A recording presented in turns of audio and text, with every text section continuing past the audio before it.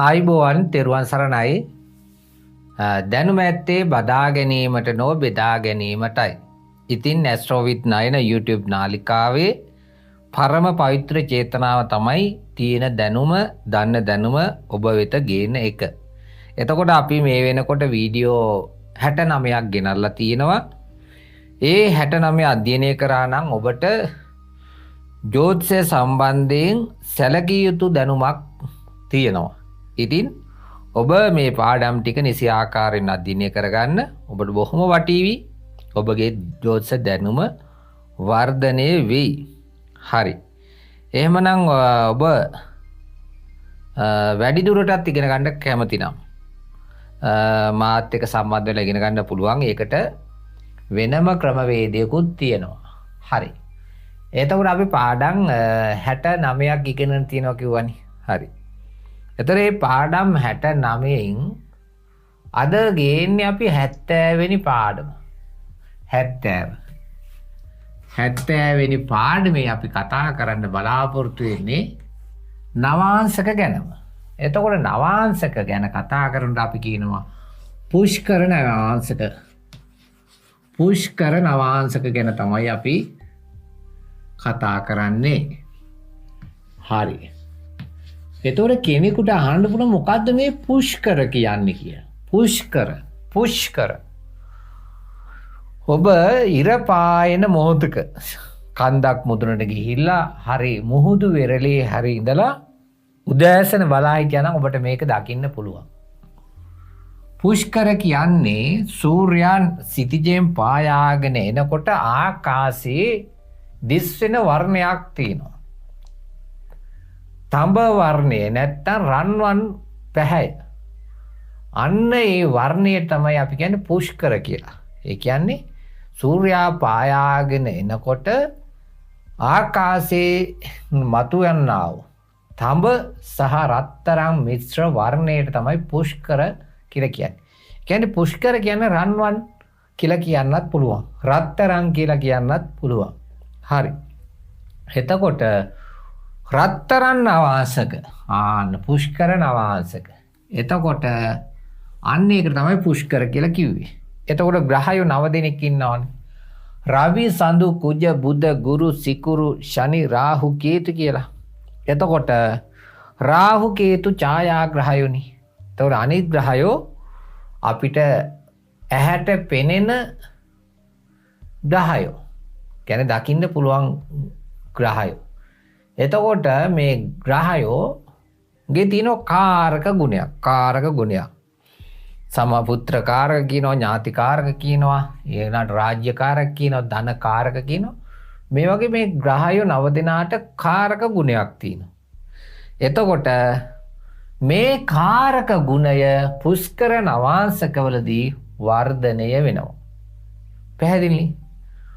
පුෂ්කර නවාංශකයක් තුල යම්කිසි ග්‍රහයක් ඉන්නවා නම් ඒ ග්‍රහයාගේ කාරක ගුණය වර්ධනය වෙනවා කියලා ජ්‍යොතිෂයේ සඳහන් වෙනවා. හරි.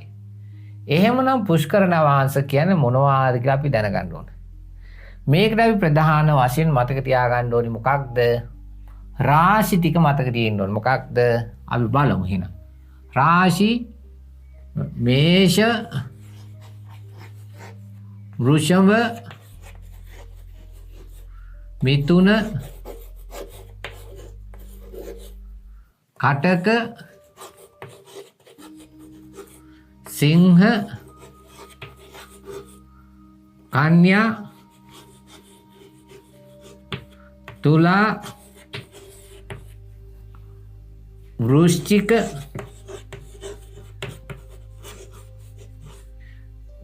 ධනු මකර කුම්භ මීන.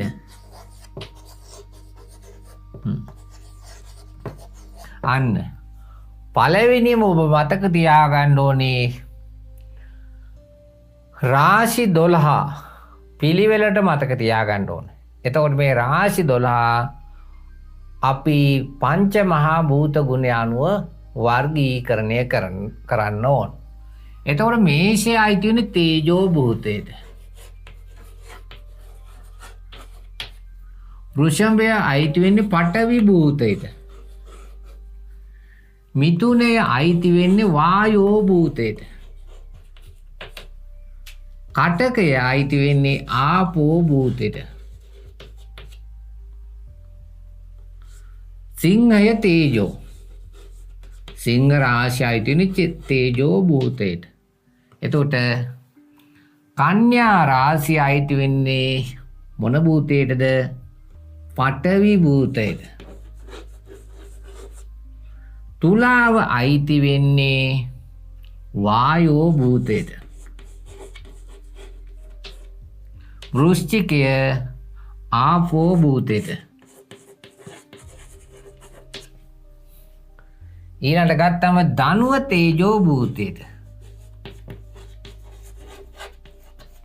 මකරය පඨවි භූතයට අයිති වෙනවා. කුම්භය වායෝ භූතයට අයිති වෙනවා. මීනය ආපෝ භූතයට අයිති වෙනවා. හරිනේ. ඔන්න ඕක මතක තියෙන්නට ඕන. හරිනේ. ඊළඟට අපි මතක තියාගන්න ඕනි මොකක්ද? මේ රාශියක් තුල තියෙනවා නවාංශක 9ක්. නවාංශකයක් කියන්නේ අංශක 3යි කලා 20ක ප්‍රමාණයට. එතකොට රාශි චක්‍රයේ තියෙනවා නවාංශක 108ක්. 12 වැඩි කිරීම 9 108යි.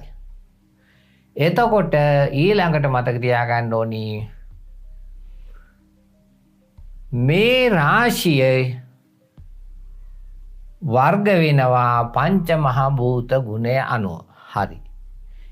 ඊළඟ අපි දැනගන්න ඕනි මේ රාශි ආරම්භ වන නවාංශක මොනවාද කියලා. එතකොට මේෂය මේෂ නවාංශකය.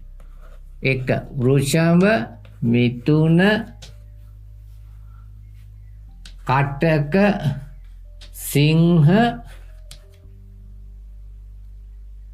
කන්‍යා තුලා වෘශ්චික ධනු. ඔන්න නවාංශක මේෂ රාශිය. එතකොට වෘෂභේ පටන් ගන්නේ මකර කුම්භ මීන මේෂ වෘෂභ මිථුන කටක සිංහ සිංහ 1 2 3 4 5 6 කන්‍යා මකර කුම්භ මීන මේෂ වෘෂභ මිථුන කටක සිංහ කන්‍යා. එතකොට මිථුනේ පටන් ගන්නේ වායෝ රාශි තුලාවෙන්. තුලා වෘශ්චික ධනු මකර කුම්භ මීන මේෂ වෘෂභ මිථුන. කටක කටකෙන්මයි පටන් ගන්නෙ. කටක සිංහ කන්‍යා තුලා වෘශ්චික ධනු මකර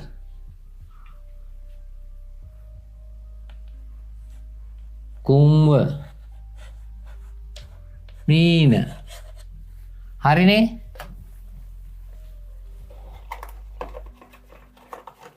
මීන සිංහේ පටන් ගන්න මේෂෙන්. මේෂ වෘෂභ මිථුන කටක සිංහ කන්‍යා තුලා වෘශ්චික ධනු.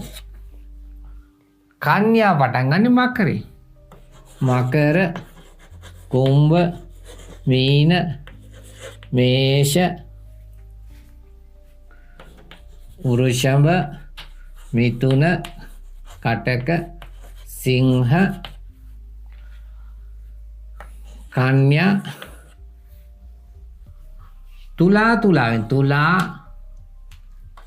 වෘශ්චික ධනු මකර කුම්භ මීන මේෂ වෘෂභ මිථුන. තර වෘශ්චිකේ පටන් ගන්නේ කටකින්. කටක සිංහ කන්‍යා තුලා වෘශ්චික ධනු මකර කුම්භ මීන. ධනුව පටන් ගන්නේ මේෂින්. මේෂ වෘෂභ මිථුන කටක සිංහ කන්‍යා තුලා වෘශ්චික ධනු.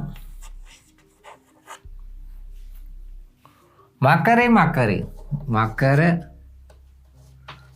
කුම්භ මීන මේෂ වෘෂභ මිථුන කටක සිංහ කන්‍යා. එතකොට කුම්භේ පටන් ගන්න ඒ වායු රාශියක් නිසා තුලාවෙන්.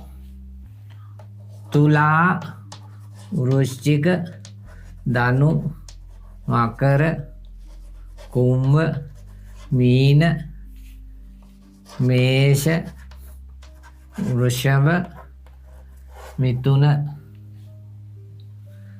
මීනේ පටන් ගන්නේ කටක සිංහ කන්‍යා තුලා වෘශ්චික ධනු මකර කුම්භ මීන.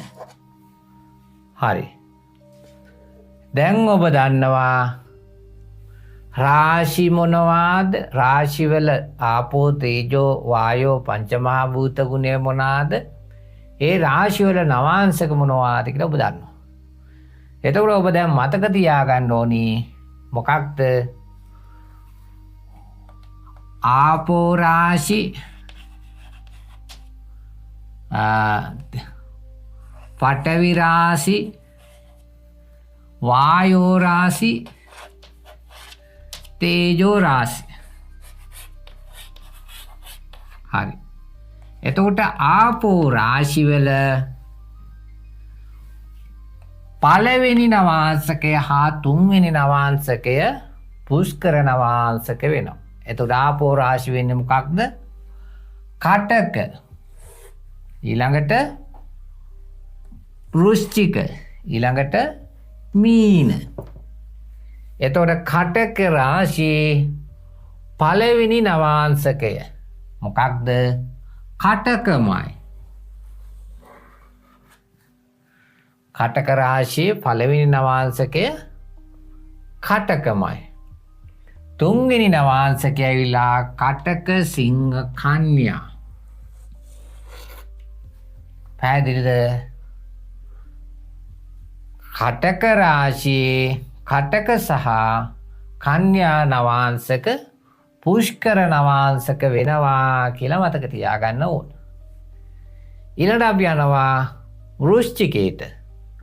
වෘශ්චික රාශියෙත් ආපෝ රාශියක් නිසා වෘශ්චික රාශිය පටන් ගන්නෙත් කටකින්. අන්න පළවෙනි එක කටක,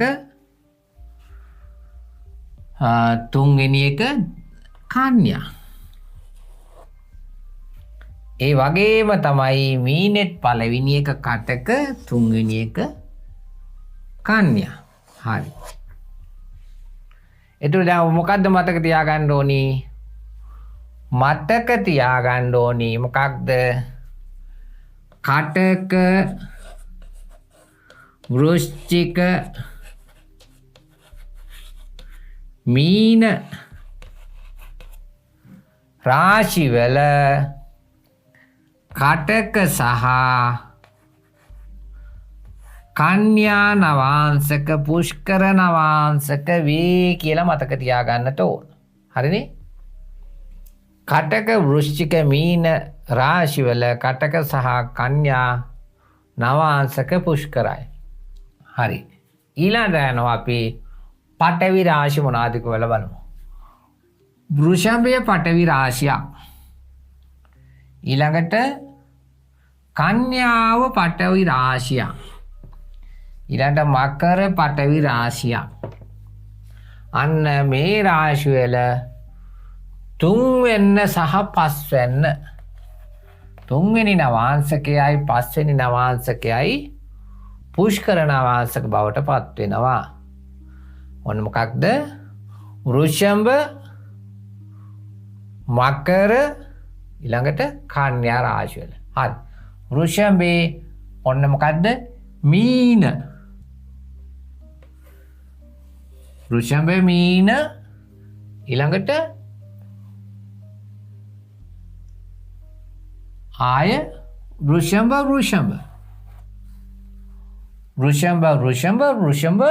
මීන. එතන වෘෂභයේ පටන් ගන්නෙ මකර කුම්භ මීන ඔන්න මීන පුෂ්කරයි. මේෂ වෘෂභ ඔන්න මේෂ වෘෂභ දෙක පුෂ්කර භාවයට පත් වෙනවා. ඊළඟට කන්‍යාවෙත් මකර කුම්භ මීන. එතනත් එහෙමයි. ඒ වගේම මෙන්න මේ නවාංශකෙත් පුෂ්කර භාවයට පත් වෙනවා. මතක තියාගන්න මොකද්ද? හරි. ඒ වගේම තමයි මකරෙත් 3 වෙන්න මීන මකර කුම්භ මීන වෘෂභ. හරි. එහෙමනම් ඔබ මතක තියාගන්න ඕනි පඨවි රාශී වන මකර කන්‍යා වෘෂභ නවාංශකවල මොකද්ද? මීන වෘෂභ නවාංශක පුෂ්කර වෙනවා. මීන වෘෂභ නවාංශක පුෂ්කර වෙනවා. හරිනේ? ඒක මතක තියාගන්නට ඕන. හරි. ඊළඟට අපි බලනවා වායෝ රාශි මොනවාද කියලා. මිථුන වායෝ. ඊළඟට තුලාව වායෝ. ඊළඟට කුම්භය වායෝ. හරි. ඔන්න මිථුන රාශියේ 6 වෙනි එක. තුලා වෘශ්චික ධනු මකර කුම්භ මීන 1 2 3 4 5 6යි. හරි. තුලාවේ මිථුනේ මීන. ඒ වගේම 6 සහ 8. 6 8. එතකොට 6 8 නම් මොකක්ද? මොන රාශියේද? වෘෂභ. ඔන්න වෘෂභේ මොකක්ද? වෘෂභේ වායෝ රාශි. මිථුනේ 6 8. තුලා වෘශ්චික ධනු මකර කුම්භ මීන මේෂ වෘෂභ. මීන සහ වෘෂභ. ඒ වගේම තුලාවෙත් 1 2 3 4 5 6යි 7යි 8යි. අන්න තුලාවෙත් මීන වෘෂභ.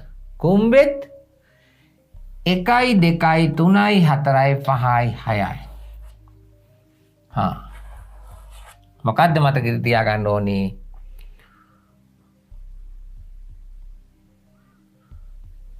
වෘෂභ මකර කන්‍යා වෘෂභ. මෙතන අපි ගන්නේ මොකක්ද? මොන රාශිද? වායෝ රාශි. මිථුන තුලා කුම්භ. කුම්භ කියන මොන රාශි වලද? වායෝ රාශි වල. කීවෙනි එකද? 6 සහ 8. 6 මොකක්ද? 6 මීන 8 වෘෂභ. මීන වෘෂභ නවාංශක පුෂ්කර නවාංශක වෙනවා. හරිනේ? ඊළඟට අපි බලනවා තේජෝ රාශිවල. තේජෝ රාශි කියන්නේ මේස සිංහ ධනු. එතකොට 7 9 1 2 3 4 5 6 7 7 තුලාව 9 ධනුව. එතකොට සිංහෙත් 7 තුලාව 9 ධනුව. ඒ වගේම ධනුවෙත් 7 තුලාව 9 ධනුව. හරි. එහෙමනම් ඔන්න තේජෝ රාශි වන මේස සිංහ ධනු රාශි වල කීවෙනි එකද? 7 තුලා. ඒ වගේම 9 ධනු.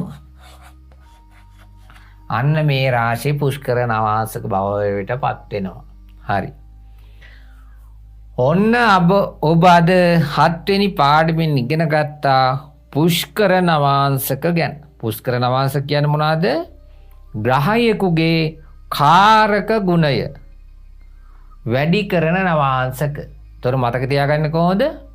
රාශි බෙදෙන්න ඕනි පංච මහා භූත ගුණය අනුව. පැහැදිලිනේ? එතකොට මොනවද පංච මහා භූත ගුණය? තේජෝ පඨවි වායෝ ආකාශ. හරිනේ? එතකොට ආපෝ රාශි වල පළවෙනි නවාංශකයත් තුන්වෙනි නවාංශකයත් පුෂ්කර නවාංශක භාවයට පත් වෙනවා. ඒක මතකේ තියාගන්න. පඨවි රාශි වල තුන්වෙනි නවාංශකයත් පස්වෙනි නවාංශකයත් පුෂ්කර නවාංශක භාවයට පත් වෙනවා. වායෝ රාශි වල 6 වෙනි නවාංශකයත් 8 වෙනි නවාංශකයත් පුෂ්කර නවාංශක භාවයට පත් වෙනවා. ඒ වගේම තේජෝ රාශි වල 7 වෙනි නවාංශකයත් 9 වෙනි නවාංශකයත් පුෂ්කර නවාංශක භාවයට පත් වෙනවා. හරිනේ? ඒ කියන්නේ කටක වෘශ්චික මීන කියන්නේ මොන රාශිද? ආපෝ රාශි. ආපෝ රාශි වල 1 සහ 3. ඒ කියන්නේ කටක වෘශ්චික මීන රාශි වල කටක කන්‍යා කියන නවාංශක පුෂ්කරයි.